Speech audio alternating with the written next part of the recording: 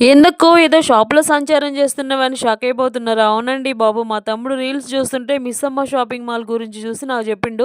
అక్క అక్కడ ఆఫర్స్ మామూలుగా లేవు. నువ్వేమన్నా తీసుకుంటావా అని. ఇంక తెలుసు కదా మన ఆడవాళ్ళ సంగతి. ఆ టైంలో మనకి ఇంక ఇల్లు వాకిలి ఏం గుర్తుకు రావు. పిల్లలు స్కూల్ నుంచి ఇంటికొచ్చే టైం అయినా సరే రెక్కలు లేకపోయినా ఆ షాప్ ముందు వాలిపోయినాం 5 నిమిషాలలో.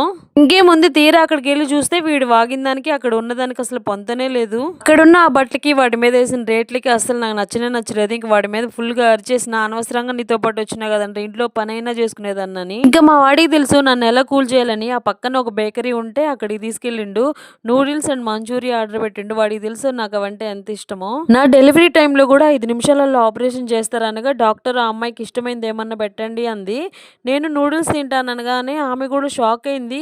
ఏ ఇడ్లీనో దోసనో తినక నూడిల్స్ ఏంది చెండాలంగాని. అర్థమైంది కదా అట్లుంటది నాతోని. అంత ఇష్టం నాకు నూడిల్స్ అంటే. ఇప్పుడు ఇంకా చాలా వరకు తగ్గిచ్చేసిన తినకూడదని. నాలాగా నూడిల్స్‌ని ఇష్టపడే వాళ్ళుంటే కామెంట్ చేయండి.